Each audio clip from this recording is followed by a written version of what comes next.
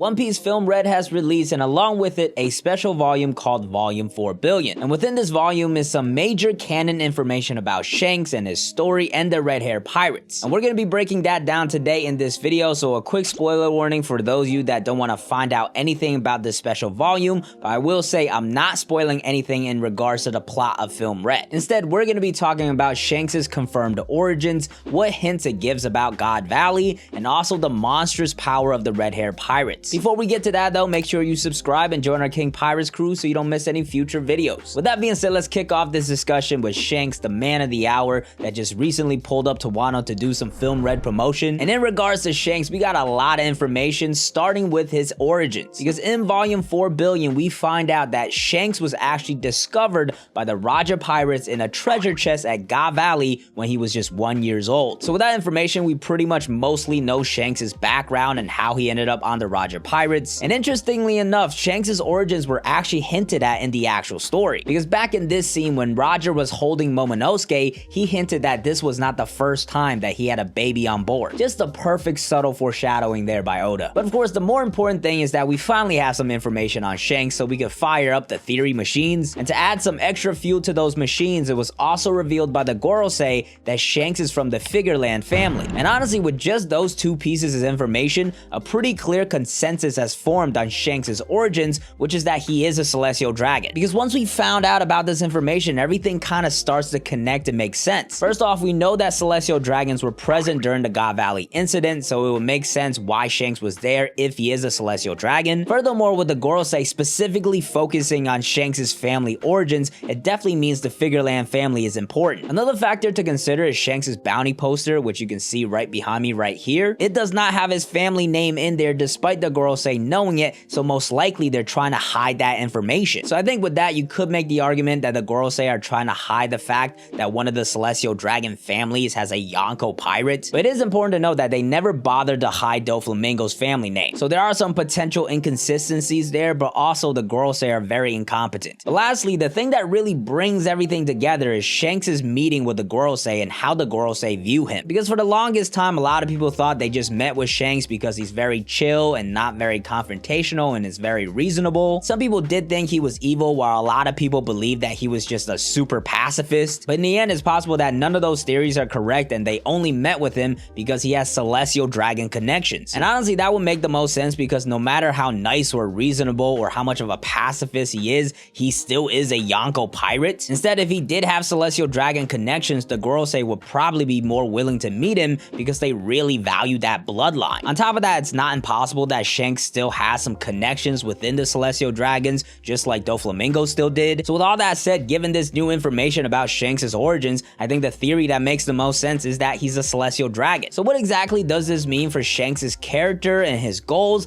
I don't really think it changes that much. At the end of the day, I think it's still very obvious that Shanks is who he is. He's not an evil guy. He's still a good person. Even if he was a celestial dragon, he was raised by the Roger Pirates ever since he was a 1 year old baby. So very clearly his ideals and beliefs were created and shaped during his time on the Roger Pirates, which we very evidently see with the red hair pirates and how he runs his crew. But I do think narratively it potentially offers a really unique perspective. It would really add to this idea that you are not confined by your bloodline and you are shaped by your own experiences. I'm sure Shanks has his own perspective on this and his own goals are kind of shaped by that. So it could be a case where he wants to get rid of the world government but also recognizes that not all celestial dragons are bad because he's also a celestial dragon and he's a good guy. Overall, I don't really think it changes Shanks' character besides adds more lore to his story. Which, speaking of lore, another thing that could be connected to this is what Roger told Shanks after he came back from Laugh Tale that made Shanks cry. For the longest time, I've continued to believe that Roger told Shanks in some way that he could not be Joy Boy, but with this new information that we just got, we now have another strong option where Roger told him something about his family and origins. Obviously, he didn't tell him everything that he found out on Laugh Tale, but maybe just some tidbits of information that are relevant to Shanks. For example, how the celestial dragons came to power, what evil deeds they might have done, maybe the Figureland family was involved somehow. There's a lot of different ways that conversation could have gone. Besides that though, another thing this potentially explains is how Shanks knew about the Gomu Gomu no Mi. It's not concrete evidence of anything, but if he does have celestial dragon connections, he's bound to know more information. But yeah, overall, that is the major information about Shanks' origins. Most likely he is a celestial dragon, but I will say I'm not going to completely shut down the idea that he does have other origins and this is just a twist? Because first off, this does feel like some pretty big information to just drop in a volume. To be fair, Oda has been doing that more and more recently with SBSs and Viver cards. It still feels like concrete things about Shanks' origins is a pretty big thing to not have in a manga first. So it's entirely possible that maybe Oda is once again trying to fake us out here. After all, the information about Shanks' family does come from the Gorosei, and they have been very incompetent. In regards to God Valley, there were other parties involved like Rocks, so maybe it could turn out that Shanks is actually related to Rocks, but Roger ended up fabricating information because Rocks was so dangerous that they tried to wipe him out from history. Another factor to consider is that it wasn't just celestial dragons there, it was also their slaves. So if Oda really wanted to come in with a crazy perspective, maybe Shanks was actually a slave. These are all definitely less likely options than Shanks just being a celestial dragon, but I don't think they're impossible. With that being said though, the next thing I want to talk about is God Valley, because this information might be hinting at that incident as well. Because if we take the likely theory that Shanks is a celestial dragon, some things aren't quite adding up. Because if Shanks is actually a celestial dragon, it would mean that he's from Marijois. But in the manga, it was actually previously stated by Shanks himself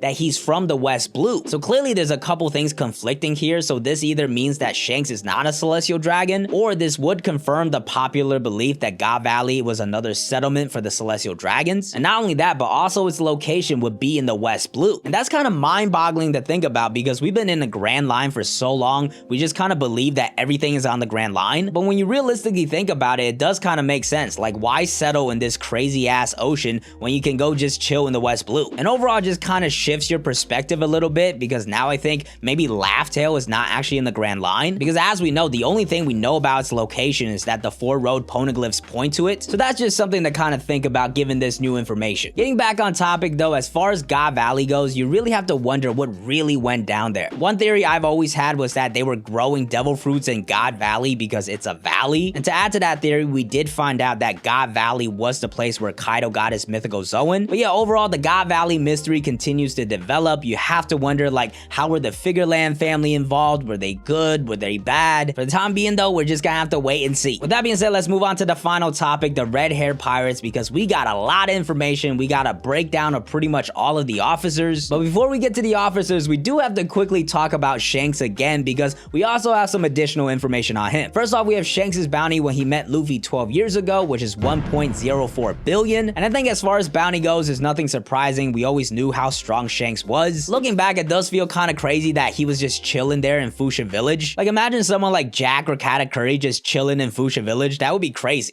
But the other thing I really like about finding out this information is that it puts into perspective just how fast Luffy and the worst generation in general is growing. Like, it took Shanks, I believe, another 6 years after this to actually become a Yonko, and then of course another 6 years to get to his current bounty of over 4 billion. Luffy in just a span of 2 years has become a Yonko with a bounty of 3 billion. And the same could be said about other people like Blackbeard and Law and Kid. This is where it really puts into perspective why they're called the worst generation. Besides that though, the other thing we found out about Shanks is that he's actually called the killer of observation haki, which might be like the most surprising and badass thing, because this whole time everybody thought, oh my god, Shanks has monstrous conquerors haki, which he still does. But to find out his specialty is actually observation haki, like, just imagine how crazy it's gonna be. And honestly, overall, it just gets me more excited to see other higher levels of haki with armament, maybe even conquerors. And I'm just so ready to see when Shanks actually seriously fights somebody. And the same goes for the rest of the red hair pirates, who we also got info on, starting with Ben Beckman. With Beckman, we found out that he's good with hockey and rifles, and he also loves women. And right off the bat, besides the fact that we found out Ben Beckman fucked, I love the fact that his specialty is rifles, because we just haven't seen anything like that in the story yet. I'm so ready to see like hockey bullets and all of that in action. And another person we'll obviously see that from is Yasop, the sniper of the crew. His specialty is observation hockey. It's said that he never misses his mark. He shoots 100 for 100. So just as expected, Yasop is going to be a monster level sniper, perhaps the greatest sniper in the story, which makes me so excited to see him and Usopp like meeting and comparing with each other. Overall, it's just going to be an eye-opening experience for Usopp to see what his dad is capable of and what he could potentially grow into. On to the next person though, we have Lucky Roo. He's the cook of the crew. He is unfortunately not good with women, which honestly I gotta say is kind of surprising, because if you know how to cook, that's gotta be at least like +3 points right there. But as far as his fighting style goes, he's also good with hockey, and it's said that he attacks like a bowling ball, which for some reason just feels so fitting, not only because of his size, but I feel like a lot of people always just expected him to be fast. So just imagining him just like rolling around at max speed and just decking everybody is gonna be amazing. And honestly, with all the red hair pirates, as you'll find out in a little bit, their attack styles are just all so fun and unique. And it's also confirmed that at least within all the officers, there are no devil fruit users, which honestly shouldn't be surprising given that in chapter 1, Shanks pretty much said that if you can't swim, you can't be a pirate. But it's still so badass to find out that this Yonko crew has no devil fruit users. Without further ado though, let's talk about the other officers, starting with Bonk Punch and Monster. These two are the musicians of the crew. They work as a duo, but the most interesting thing is that Monster is just straight up a monkey. And despite that, it's noted that he's just as strong as the other officers. We have a Yonko commander monkey. As far as their attack style, Monster takes care of the fodder, and then Bonk Punch usually takes everybody out in one go. Once again, just another super fun combat style, and the more I learn about the red hair pirates, the more it makes me really want to see